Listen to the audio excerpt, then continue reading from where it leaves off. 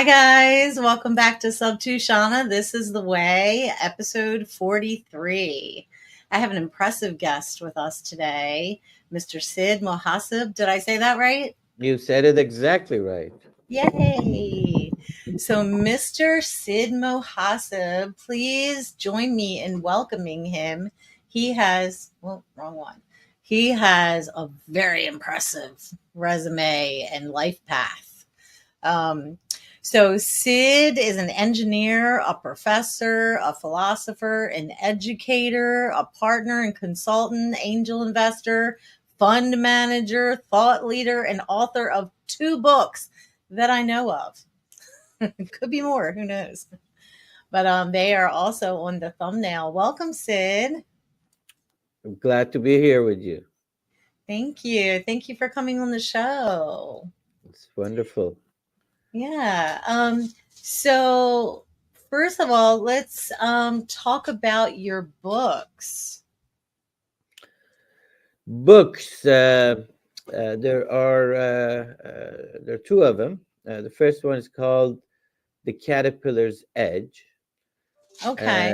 and it uses in the entire book. It uses the analogy of a caterpillar turning into a butterfly, uh, Mm. and the sub title, if you would, is "Evolve, Evolve Again, and Thrive." In business, and a lot of people tell me that it's also has a lot to do with personal life.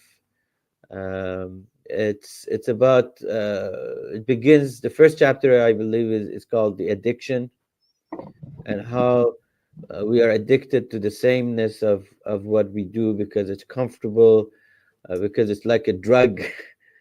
And then I'll talk about uh, this notion that we have to become comfortable with uncertainty. Life is uncertain. This illusion of certainty is just something that's not real. And Right. I also focus on the notion of appreciating our realities as we evolve. A caterpillar doesn't turn into a butterfly overnight. It's not flipping a switch. Unfortunately, we have a lot of folks out there now that that have gotten us kind of stuck on this how-to things. Do these things and you'll be, you'll be Elon Musk. Do these 5 things and you'll be a trillionaire. Do these 3 things and you'll go to Olympics. Do these 5 things and 7 things. Life is not like IKEA that you have it's a kind of a instruction manual for, take piece A and piece B and use screw number C and put them together and boom, voila, you're successful. Right. Nothing So comes with instructions in life. no, nothing. And the thing is, we're all different. So we were born in different places.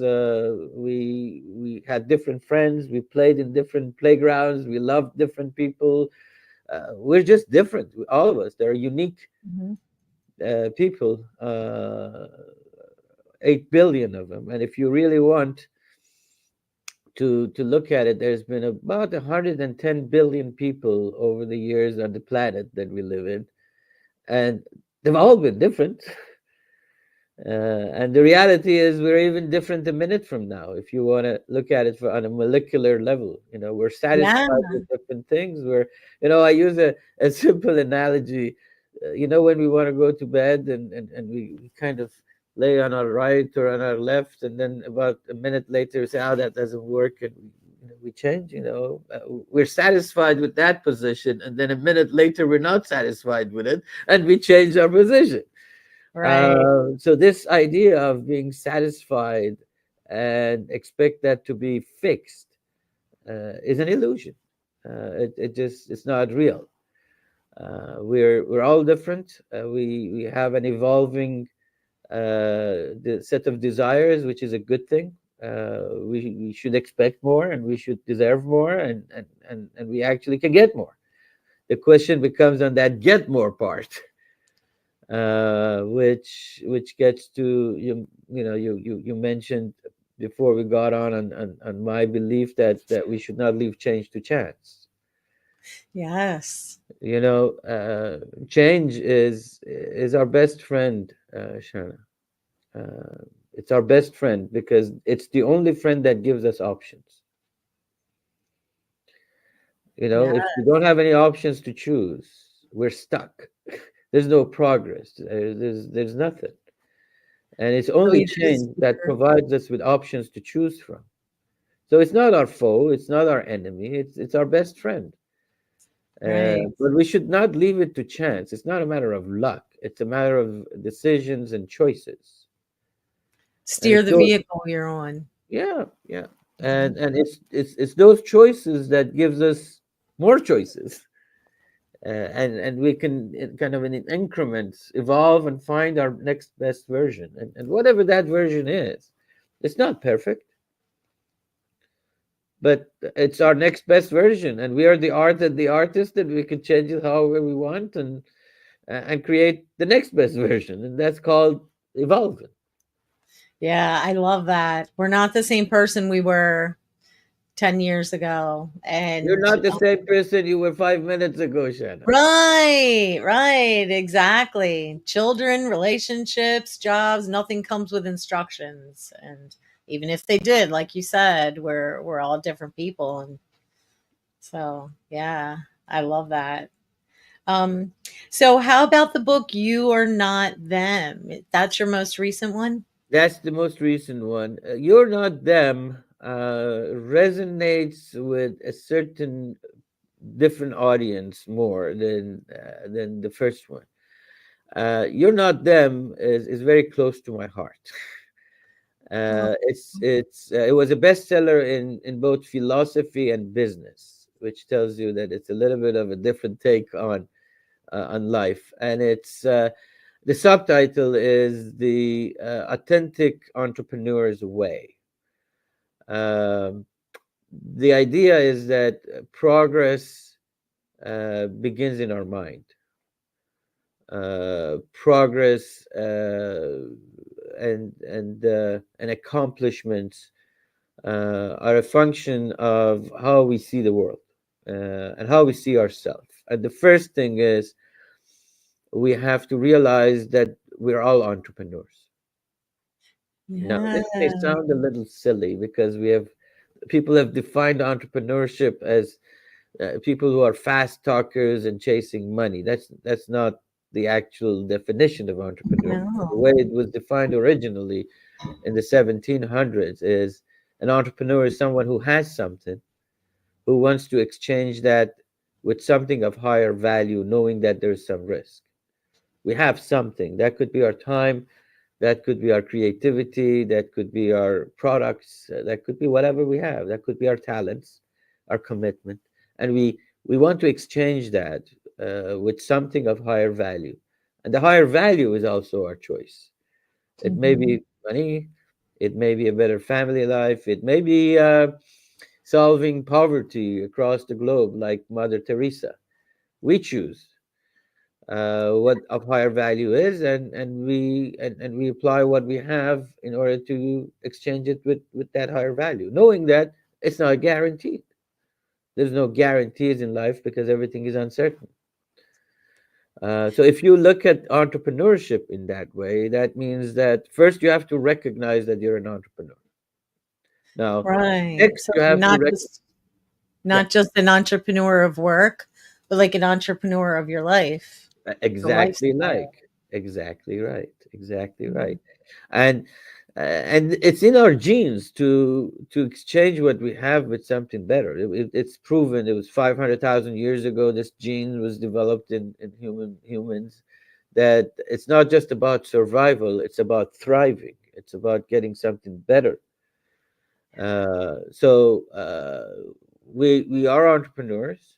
If we accept that, then and but we don't all practice our entrepreneurship talent because we don't see the control in our choices. You know, people say, "Well, so how do I know I'm an entrepreneur?" I'll say, "Hey, next time you're going grocery shopping, stop and think. You can go to store A or you could go to store B. You could take this route or you could take that route. You could buy this thing or you could buy that thing.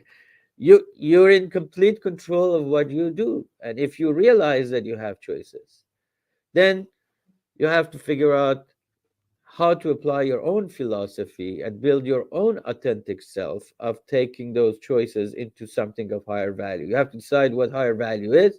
You have to decide what you have. You have to decide what level of risk you like to take to accomplish that. And that means that you have to build your own entrepreneurial philosophy. It means you need to, in the book, I talk about being a pilot. Risk takers are in Las Vegas, Shanna. They're not entrepreneurs. You're risk navigators. Uh, Ooh. there is a difference. Oh, yeah. There is a big Risk difference. and navigate. I Yeah. sold the company to KPMG a number of years ago. KPMG, is the big accounting and advisory firm. And as a part of the due diligence, they had me meet with the head of the risk, which is one of the big kahunas or whatever there. And his first question to me was, Sid, you're an entrepreneur. We are a relatively conservative firm. How would you fit in our organization? I said, well, uh, because we don't take risks. That we take minimal risk. I said, how many times, Mister So and So, have you written a check for $1 million or two from your own bank account? So what does that mean? I said, well, how many times have you done it on the firm's part? Says many times. I said, well, if it doesn't work, who's going to pay the price? Well, the firm. I said, well, if I make a mistake, if I take a risk, it's going to change my life. It's going to change my wife's life. It's going to change my friend's life. It's going to change my retirement. So I am a lot less risk taker Right. because it's very personal to me. I'm the risk navigator. I look at things and probabilities, and yeah, I may make a mistake like everybody else, but the mistakes I have to own. So it's very personal. So Yeah. you have to be like a pilot in terms of managing risk. There's in any business, in just like in any flight, you have certain things that every pilot, these commercial pilots, they check, okay, electrical, okay, fuel, okay, lights, okay, right? They check mark all of those. So any business you have to do that. It doesn't matter, any situations. So those are common. But if you are an early stage company, if you're starting something, then you have other things that you have to also navigate around. Do you have enough fuel to get to where you want to get? That's the money that as an investment you have. Do you have competitors who are shooting at you while you're doing that? So there's a different set of time elements and risk elements that comes into play, but you have to navigate around them. So you have to be like a pilot. The other thing is this notion of oceanness. I believe, unless Shanna, you want to buy, you want to build your own property, you want to pay for it, you want to develop it, and then you want to live in it, you want to pay for it to live in it, and you would never sell it to anybody. You need other people. Hmm. You need other people. This Nobody wins alone. Nobody runs alone. And that I call, you have to be like an ocean. An ocean is a provider, is a connector. Mm. It could be Yeah. fearful at times, it could be calm at other times. The boats aren't going to go anywhere without it. The boats aren't going to go anywhere. It's friends it's friends with the wind. Right. It contains the fish, and the fish connect to each other and feed each other, and that's the way we should view our life. We're in a big ocean. We have to connect people together. We have to be a provider to others. Yeah. It's not me, take. We need this ocean. We need this ocean in order to grow. Hmm. Another topic I talk about is, a lot of people use this term pivoting. It's very common in the startup world. Oh, I had to pivot. Pivot means that you went and you hit a block and then you turned left and right. That's not a good thing to do. Mm. You have to be like a dancer. A dancer figures out the timing of change, listens to the market, Mhm. listens to the tempo of life, and you begin to very, if you would, naturally move with the beats in one direction or another. So you don't have to pivot. You're just dancing to the tune, and sometimes you're choreographed, and sometimes you have to improvise. Freestyle. Right. Right. Right? I talk about authentic leadership. That we have to build our own. We can't copy A or B or C because they're not us. The book says you're not them. So you are. I'm not Elon Musk. I'm not Bill Gates. You're not Steve Jobs. We're all unique. So we have to build our own way, the way that we deal with courage, the way that we are aware of our situations, the way that we build trust.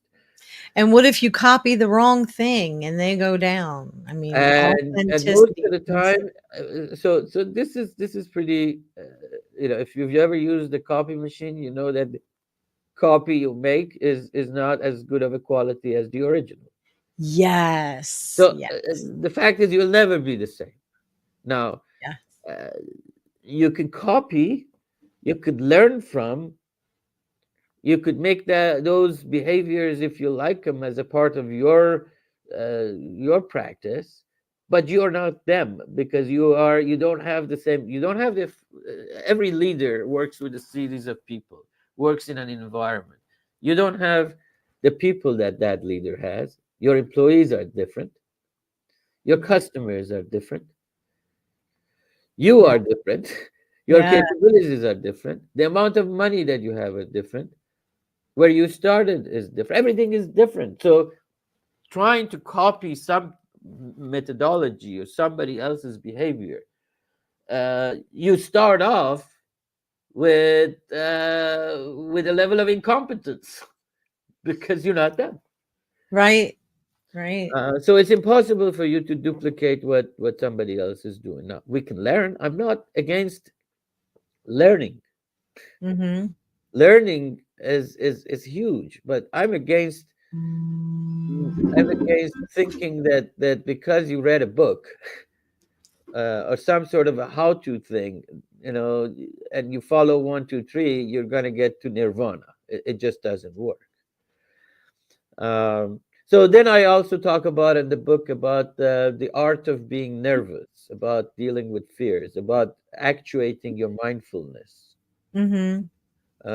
Basically, it's about your mindset, and it's kind of poetic. I mean, I have poets in there. It talks about different philosophers and things of that sort. So it's a blend of, if you would, philosophy of life and entrepreneurship and business, kind of put in the blender and gone through my lens of life.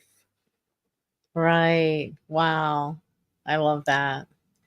Um, so where are you at right now? You've done so many things.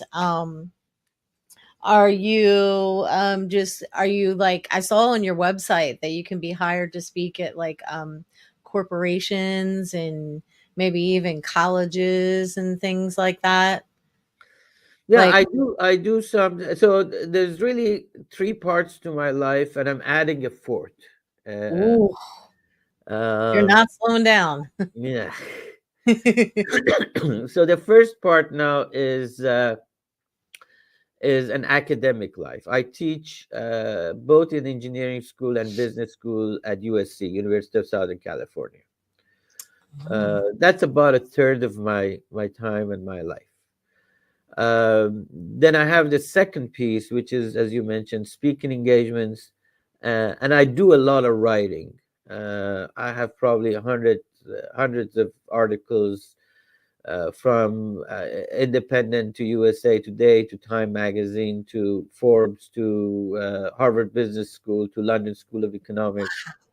So I do write. So you could consider me as an opinionated old man, uh, who And thank you so much for coming on my little podcast. I you don't have a am little so thought. honored. What was that? You don't have a little podcast. You have a place to convey a message, and if you can impact one person, and together we can carry a message, you have maybe you've changed the world. That one person can be the next big thing. Yes, thank you. Um, so that's the second part of my life. The third is I sit on a number of board of directors. I still make investments in early stage companies and help them grow. So I actually do what I preach in terms of Oh, uh, yes. That means you know what you're talking about. well, I can fake it enough, but it's been, I've been lucky to have had a number of successes. I've built a number of companies as an entrepreneur myself, and I've sold them. Um, Do you want to tell us what companies you invested in when they were just little itty bitty babies, or no? sure, I'll give you one was Palantir. Okay. It's now public, and I think it's one of the hottest AI companies around now. Oh, yes. So, but there's been many. I for a time I was the president of Tech Coast Angels, which is the largest angel investment entity in US. So I've seen a lot of deals, done a lot of things. But let me tell you about the fourth part, which is Okay. my Okay. new baby, if you would. Yeah. Uh, hasn't been born yet. I Oh, think we're going to do this launch in January, and it's what I call Academy, the Academy. And It's called the Anna Basis Academy. Anna Basis, Anna means moving up. Basis means the base. It's a Latin word. Anna Basis means moving the base upward.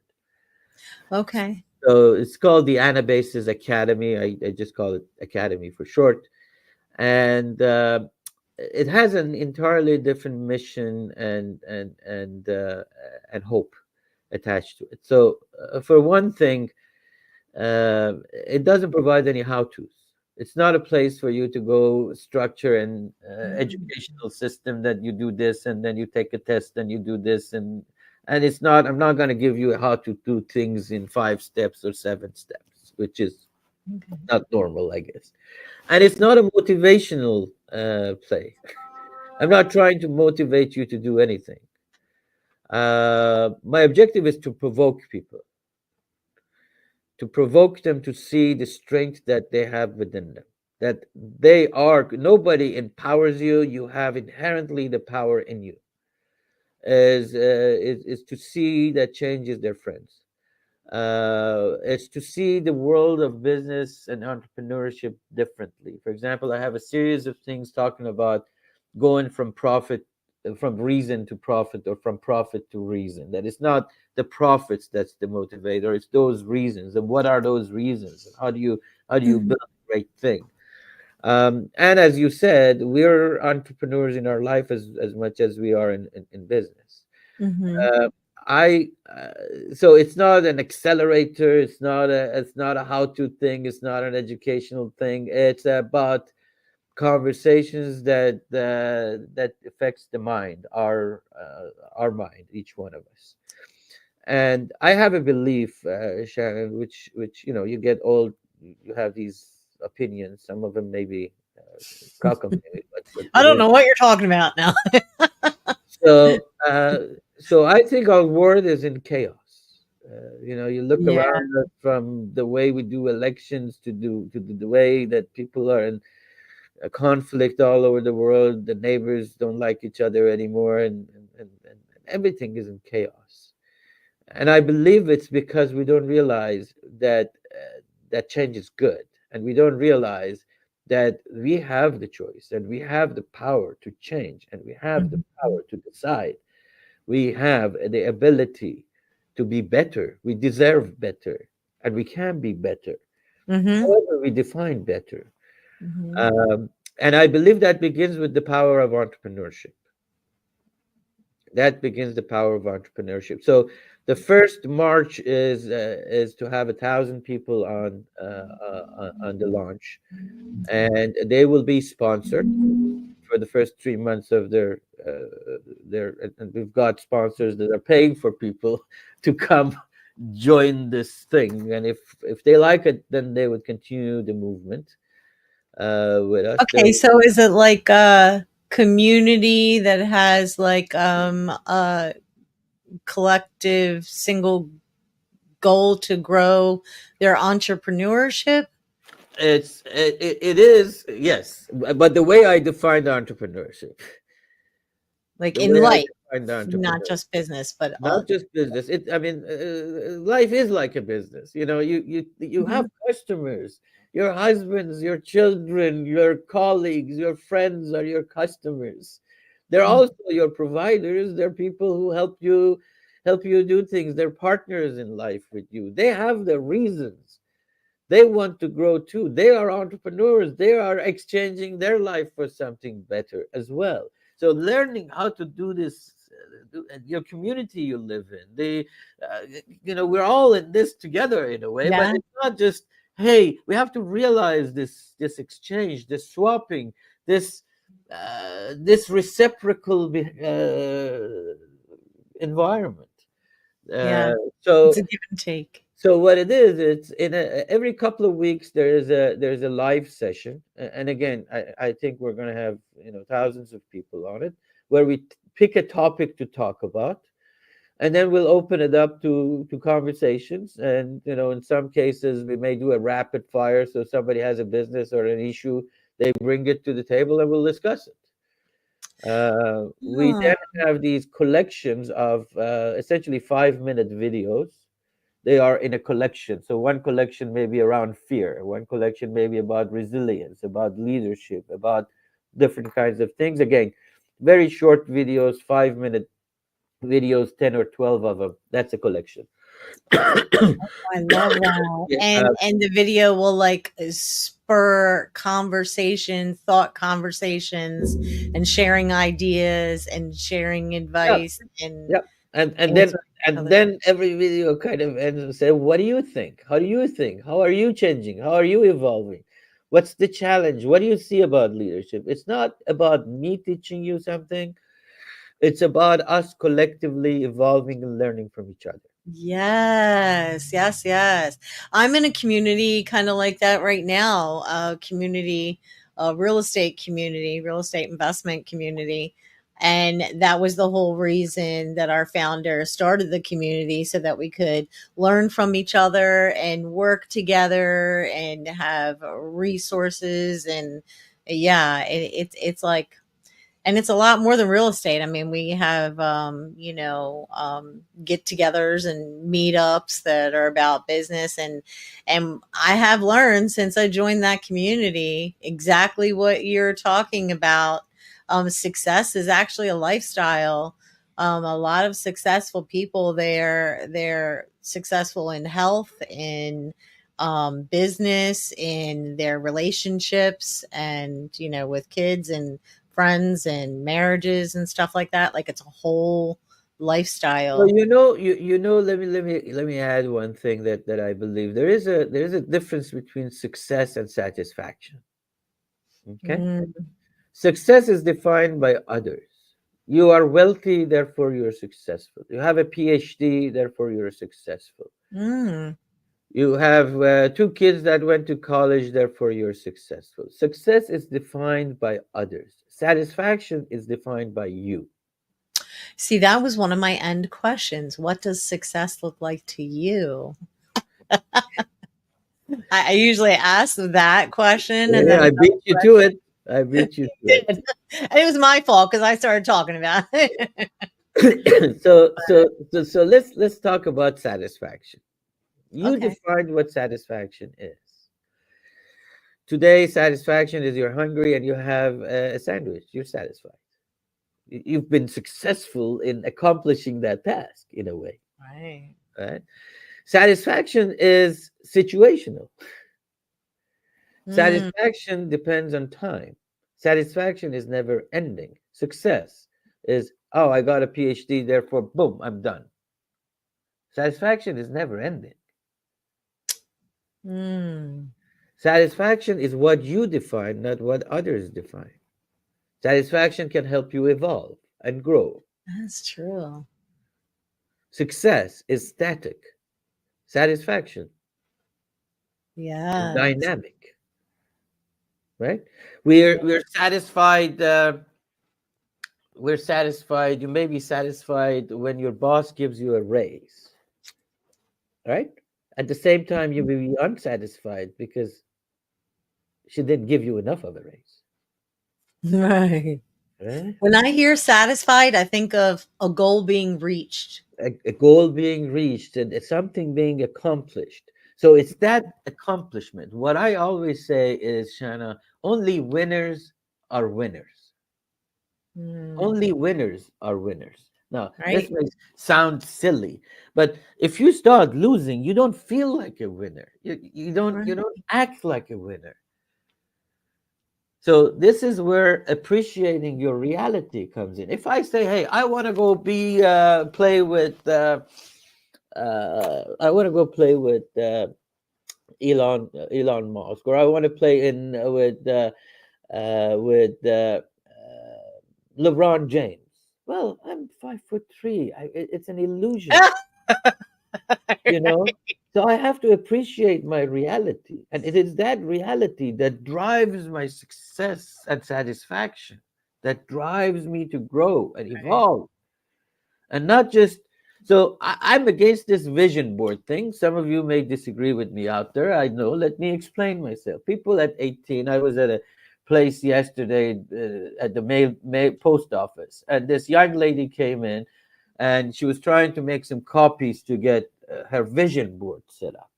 She was 16 years old, and she Mhm. had a house and a marriage and a this and a that on this vision board.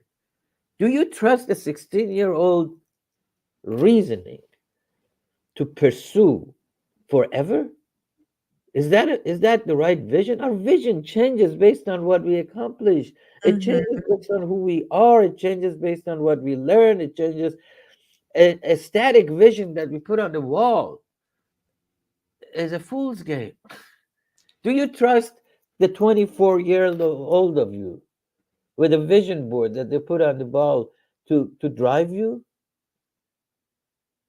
Maybe I think it's like a keep your eyes on the prize, and it will It's change with time. here. The Yeah, it is prize is here. not out there. That's the thing. The prize Yeah. is not that material possession that's out there. Mhm. Right, You're not right. satisfied Yeah. when you are at home. You have a home. You're satisfied when you have a loving family. Maybe Yes.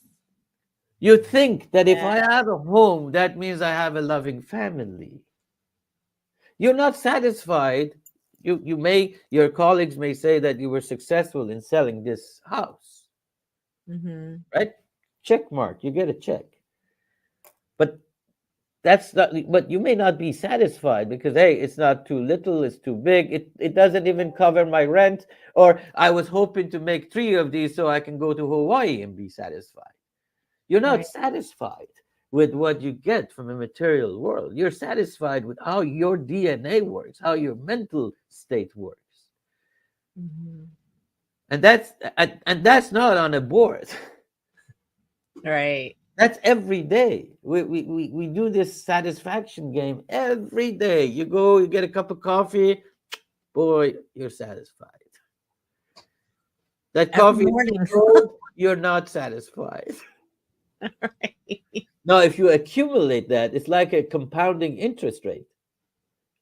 If Mm, you take those satisfactions, you feel like a winner. And then you are a winner and you can win more because you are a winner. You feel like a winner. yes. Yes. Um, so I want to make sure we don't go over because I know you have a meeting after this. Um, so we've already answered what success looks like to you. And while we talk about this, anyone who would like to get a hold of Sid, these are the ways to get a hold of him. And I have two questions that I'd like to ask all my guests. So, what success looks like to you? We've just covered that question. And then, if you had a piece of profound advice that can help people in business or in life in general, what would that be? Um, I do have one. I don't know if it's profound, but it's one man's opinion. Yeah. But let me change your previous question because I answered it while before you asked it. So let's ask this: what does failure look like to you? Not achieving your goals, not being happy and healthy, and not getting anywhere. Let me change that perspective for you. Okay. Failure is when you don't learn from that activity. Yes. Failure, you haven't failed because you didn't achieve your goals. Well, it may have been too difficult. You may have misanalyzed. Your analysis was wrong. You wanted to sell this home and somebody else sold it. Yeah, it's yes. You on the surface it seems like a failure, but if you analyze, why didn't I do it and the other guy did it? Not based on biases that to justify. If you don't learn from a situation, you have failed. If you learn, you have not failed. Yes. You And are successful in every event, in every transaction, in every interaction in the world if you learn from it. You are a failure even if you have a success and you don't know how that happened. yes, learning. And then that is very important. I love that. Coupled with, if you don't quit, you haven't failed, right? Failure only happens when you quit. No, Because if you no, don't give no, up, Shannon. If you see this is again one of these how-to things that sometimes it's okay to quit. The right thing to do is quit. Quitting isn't doesn't mean that you're dead. The end of something is the beginning of something else. It's okay. This illusion that see you hear this, oh, be fearless. A man or woman who is fearless is stupid. We have to realize that there are dangers approaching us. Yes, if I run out of money, I've got to sleep on the street. That's a fact. Should I be fearful of it? Of course. But the question is, how do I deal with that fear? It's not saying I am fearless. I That's ignoring the realities of life. well, that's why I said coupled with learning from your failures, right? So You're learning what I'm and not saying. giving up Yeah. together. So not giving up. Not giving up means I commit suicide. That's when I've given up. Not giving up doesn't mean that I do this business and then I feel that, okay, with all that, this is where dancing comes from. If I see all the writing, and the timing on the wall, that it's better for me to end up here than here, it's okay. It's your life. There's no failure. If somebody else wants to judge you that Shana wanted to be the number one real estate person on this, and then they say, oh, she wasn't, that's a failure. No, Shannon decided along the way that this is a better option than this one, and she took it. Good Mhm. for her. You don't care what success looks like to other. You were satisfied because that was a better option than this. That's not failure, and that's Right, not quitting. right. If you change your direction, it is perfectly fine. It is in your prerogative. This notion that we put someone, I'll never quit. I will never. I have seen. I told you I've done a lot of investments in a lot of companies. Mhm. I have seen so many examples of people that say, I will never quit. And But then they never quit what? their Never. business. This is my mission. This is my vision. I won't quit. And then they go down with the ship. They're mentally messed up. They could have Well, made three maybe they other could. choices. They could have made choices way before we got to the quitting part. That could have changed this, evolved this, made it something better, added something to it. There was flexibility, there was creativity that needed to get that done, Mhm. right? So So it's critical. Now you asked me what my A one. piece of profound advice Okay. for our So listeners. this is my new profound advice, and I have thought actually about this because people ask me a lot. So what if one thing, as an entrepreneur, as a businessman, as a person, as a whatever, as a wife, as a husband, as a child, this applies in any situation. Hmm. Listen, listen to things. And a lot of times we don't listen. We're trying to formulate our own response. We don't listen. Here's the Yeah. advantage. Listening is extremely selfish. Let me tell you, it is extremely selfish thing. It's not that, oh, I'm listening to Shana's because I care about what she has to say. No, no, no. I listen because I care about my next decision. Remember, I have to make choices in life. And And in they order for me to affect your whole make the best family. choice, I have to have the maximum amount of knowledge and insight. Hmm. So if I listen to you, I learn something new. And if I learn something new, what I've done is improved my decision based on new knowledge. When I don't listen, I don't have new knowledge. So my decisions are compromised. Listen. Just Yeah. listen to learn, not to debate, not to argue, not to not to respond. Listen to learn. Right. There's a difference between hearing and listening. And people do listen and say, "Oh, I'm listening to you," but they're formulating their own. Yeah, yeah. They hear what you're saying and they listen to what you But they're say. listening to respond, They're not listening listening to to respond. retain. Yeah. They're listening to prove their point. They want to make sure that they are right. Right. It's okay to be wrong about some things. That's how we learn.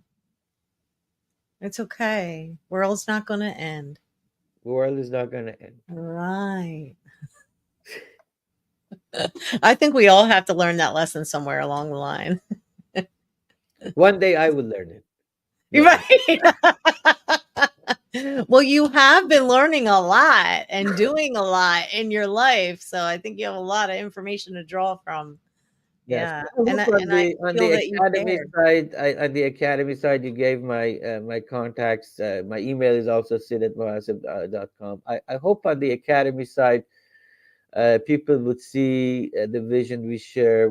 Soon we're gonna have the site up, but if you send me an email, I'll make sure that you get some information on it. And as I said, the first 1,000 people are gonna be sponsored, so Oh, somebody would pay for you.